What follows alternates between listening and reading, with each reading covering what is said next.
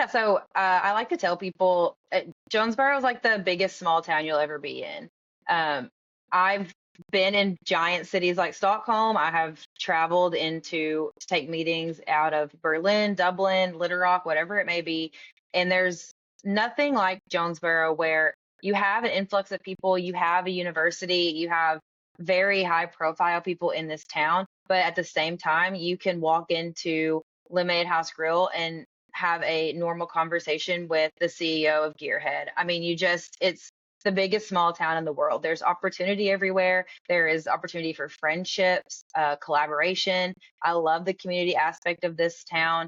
When I moved home from Stockholm, I could have stayed in Bryant or Little Rock with my family. And I said, well, I think I'm going to go back to about 3 months. And I said, I think I'm going to go back to Jonesboro because I miss walking down the street and knowing my pharmacist by his first name and knowing that I can call my doctor on her phone if I really am having an emergency. Just that small town feel, but the opportunity of having large businesses and large presence like Riceland and Nestle and Camfil and these global companies that just bring in these our normal people, our normal civilians to work. It's beautiful. Yeah, that definitely is beautiful, and that's one thing that I've learned. I live here in Jonesboro, and one thing I've learned just from doing this show and speaking with a lot of people that are involved in the community is that there's a lot more community involvement in this community than you actually think, or But yeah, compared to other towns, which is just amazing. The way people come together and figure things out and find solutions. So we know that you, at least I know that one thing that makes up your story and makes it so unique is that you are also involved in the community beyond your role at Camfil. So why? What are you involved in, first of all, and then why is giving back become such an important part of your life?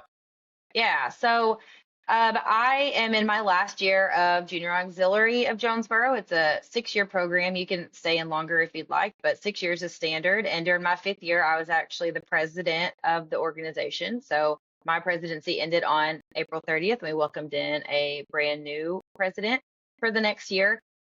Beyond Junior Auxiliary, I also sit on the board for the NEA Children's Advocacy Center, and I work with CASA a bit. I've had one CASA case. I went through the training, had one case. It wrapped up at the end of last year. Um, my passion really comes from kiddos. My parents are both public school teachers. My mom is a principal out in Hot Springs, and my dad is an AP history teacher in Bryant. We grew up with, not a lot. Teachers don't have a lot. So we were very fortunate and had a great life, but we didn't grow up with a ton. And I've just watched my parents pour in to their students. It didn't matter that we didn't have a ton. It didn't matter that we had a small house or whatever it may be. The goal was everyone deserved love. Everyone deserved food. Everyone deserved to learn. And I just really absorbed that. I knew I didn't want to be a teacher in the same aspect that they are teachers. That was never my calling. I always wanted to go into journalism or design. I did newspaper and yearbook growing up, so I knew that's where I wanted to head.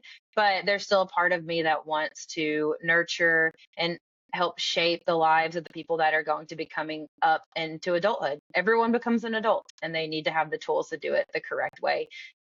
Unfortunately, we do have a very big discrepancy here in Jonesboro when it comes to income. There is quite a bit of people who have a very high income and also quite a bit of people in the town that have a very low income.